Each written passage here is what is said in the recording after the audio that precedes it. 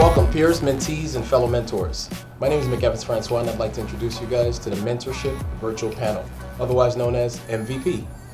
Today we'll be unpacking mentors and sponsors, differentiating the two, and taking you through a full walkthrough on what it means to be a mentor versus what it means to be a sponsor and everything around that specific space. With that, I'd like to introduce you guys to my partner, Dale Favors. Thanks, McEvans. I am Dale Favors, and I have had 27 years working on Wall Street at different firms and being in strategic positions of management as well as sales leadership. What I like to do is tell you a lot more about what sponsorship has meant to me, what it means to be a mentor, as well as share with you many thoughts that we have as to how to make that relationship very impactful. What we've brought in today is one of our friends and our dear friend and a guest, Carmen Royal, who's going to share some of her thoughts as well. Carmen? My name is Carmen Royal, and I'm a communications professional currently working in the diversity and inclusion space. Great. I have about 15 years experience. I started out in corporate communications and investor relations before pivoting into the diversity space, and most recently served as communications director for a nonprofit called SEO, which provides access to career and professional opportunities for underserved and underrepresented youth. With that, I'd like to kick off our show. Now, when I think about terms like mentors, sponsors, what immediately comes to mind is actually separating the two. In many conversations, you'll speak to people young and old, and understanding and being able to grasp what they each mean and differentiating the two is usually a conflict. So when I think of a mentor, which is defined by an experienced, trusted advisor, I think you got to tack on a little bit more to that. An experienced, trusted advisor that is willing to engage, guide, and coach their mentees. And when I think about a sponsor, which I like the sponsor role, it's an advocate that will bring up your name in rooms and conversations that you may never even step into. What do you guys think? Well, I'll tell you, the biggest word that you used there was coaching. And I think that as a mentor, being a coach and being able to provide guidance to young aspiring professionals who are looking to move through their careers and move up in their careers and make an impact on the organizations that they're a part of, I think that the biggest part is coaching them on some of the things that as a more seasoned professional, you can help them not fall into the same pitfalls, to move around certain things and then have an impact on that individual that way. From a sponsor standpoint, I would tell you that is extremely important. The big piece that you talked about was raising your name in certain rooms, and that is one of the most important things. So what that sponsor is really doing is letting people know in the organization who's on the rise. And if your name is in those conversations, that is one of the biggest pieces that I think a sponsor does versus what the mentor does. I like to think about the fact that sponsor, it's key for them to be effective. They got to be internal to actually be in those meetings and those conversations. But the mentor could be internal or external. It could be someone else that has some experience. It could be in a completely different sector, but they'll have some jewels and gems that they can share with young mentees. Yes, absolutely. So in my experience, I've been really privileged to have a number of people who I consider really strong mentors.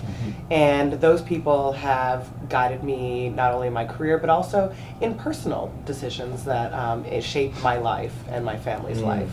And so I agree with you that the role of a mentor doesn't necessarily need to be at the firm that you're working at now. It could just be another professional, somebody who you look up to and who can share their wisdom with you along your journey.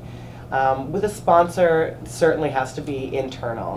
Really, definitely. It's having that champion, that advocate for you within your firm who can help you make the right decisions along your career progression within your job, who can vouch for you and who can really advocate for you, whether it's for a promotion, for a raise, or for other professional development opportunities. Having somebody who's at a senior level inside the firm to vouch for you makes all the difference in the world. And in particular, for young professionals of color, I think that it's even more important for them to have that sponsor that's championing them inside their organization. So making sure that you're seeking out and then building those relationships with people inside your shop is really so important for your professional That's development. actually a great segue to a point, or a question I was going to ask the table.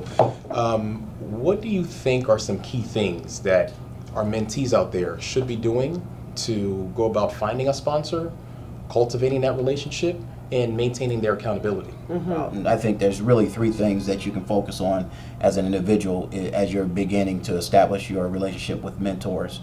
Is come up with a consistent cadence. Are you going to communicate with that mentor every month? Are you going to be? Is it going to be every quarter? I think that's one thing. I think the second piece is keep that person or people abreast of how you're progressing professionally, as well as you want to do the third thing, which is, I think, keep that person, establish a relationship where that person has bought into who you are personally.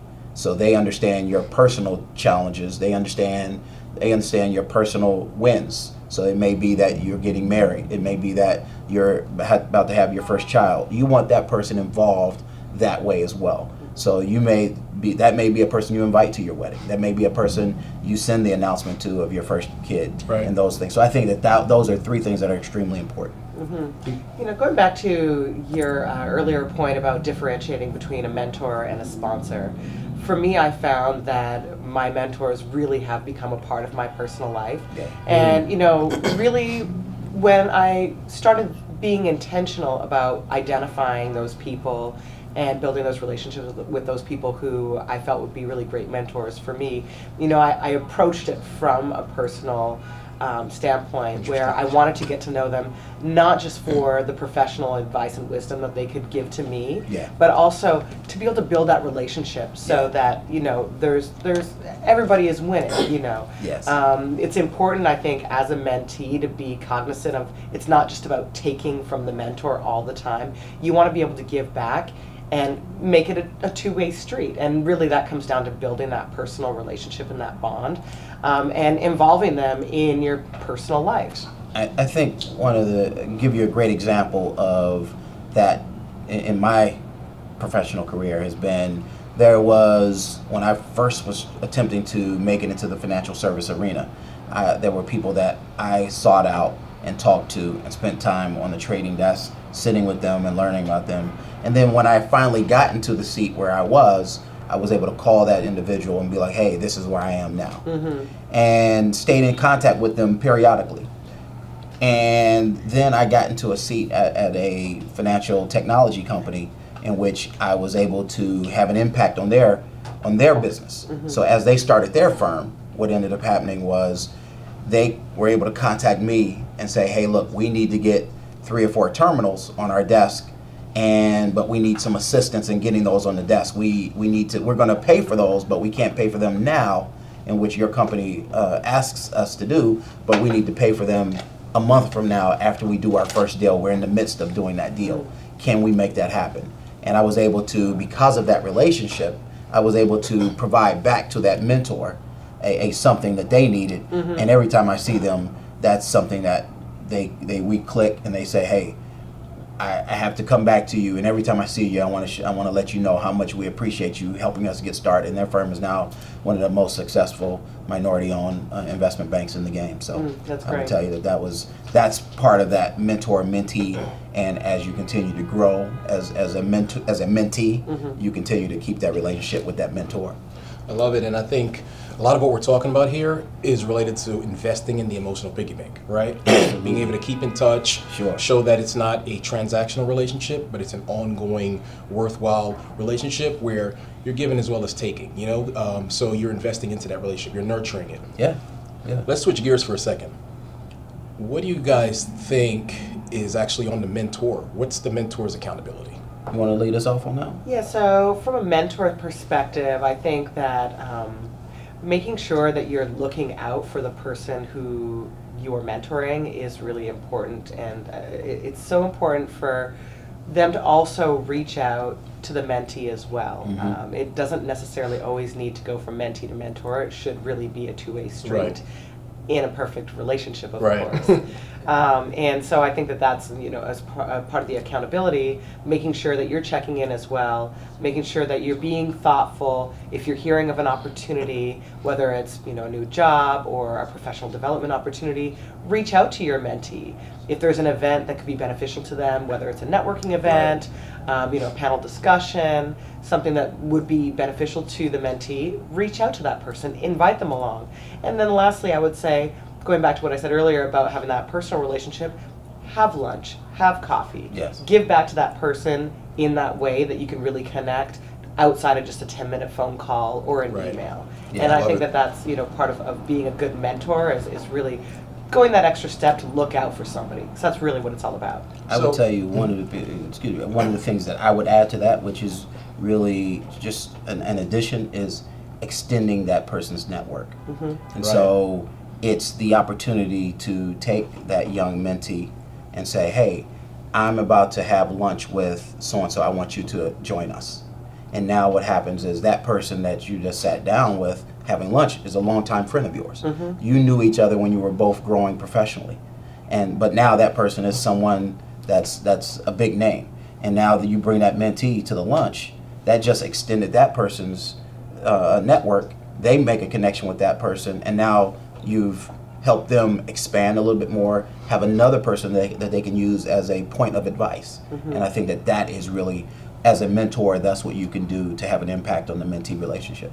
I'll ask you guys another question where you guys will dig deep a little bit and talk about a personal experience, whether you guys are in the mentor-mentee seat. I find that a lot of times when I speak to some of my young mentees, it's not all peaches and cream, right? It's not all sunshine. No. So not all the relationships look the same, and sometimes they're rocky in the very beginning, right? When you're helping someone come along, but you remember when you were going down that path yourself. So what do you guys think about that whole space on letting that relationship grow and also giving them a healthy amount of room to grow themselves? Mm-hmm. Because I guess we all learn at different paces. Sometimes people take advice later on at a certain point, even though they've heard the same thing over and over again. But what experience can you guys share about allowing a healthy amount of space and letting them grow and make some of their own mistakes? Yeah, so I would say, and this is really a great piece of advice for particularly younger professionals who are seeking out mentoring relationships, is to be cognizant of that person's time. Mm-hmm. One of the things that, particularly when you're young, getting started in your career, can be perhaps a little bit zealous, maybe looking for more than what a successful, more senior professional can give to you in regards to their time. And just understanding that when a mentor makes time for you, or when you're asking time of a mentor, you have to understand that the senior professional is likely juggling a number of things in their professional and personal careers, and just being cognizant of that time, being intentional about what it is that you're connecting with that person on. I think that's really important as a mentee, and that's something that I try to do is to be very aware of what I'm asking for, and the time that I'm using or taking from. Really appreciate the contributions from this overall conversation. But before we send our viewers away, I'd like to turn over to Carmen on some keys that you'd like to leave our mentees with around mentors and sponsors. Yeah, so number one, I would say at any point in your career, it's so important to identify people who can really be champions for you. One of the best ways that I would say to do that is to seek out resource groups, affinity groups, professional groups, and just really be active in your networking when trying to identify those key people that you want to build a relationship with. If you have an alumni chapter, keep in touch with them. If you are in a fraternity or sorority, keep in touch with those groups. You can easily tap into them to find people who can really be helpful for you, and they likely will already have a vested interest in your success if there is that shared connection. Another place that I would seek is on LinkedIn. You can look for people to follow, people who Huge. are thought leaders, people who are working in the type of career that you want to pursue, and reach out to that person. What's the worst that can happen? They don't respond to your LinkedIn message. Right. But if you craft a very thoughtful message, perhaps sending a compliment, admiring that person and what they've been able to achieve in their professional lives, then that opens the door for a conversation, and most people will say yes to a 15-minute phone call or a coffee. You do have to put yourself out there, be a little bit vulnerable, but what's the worst that can happen? They say no, move on. They probably will say yes, so you may as well just go for it. So real. Yeah. Carmen, I'd like to thank you on behalf of our viewers. Dale, thanks a lot for teaming up with me again. Thank you for having us. And for everybody that's out there, keep growing and pay it forward. Thank you.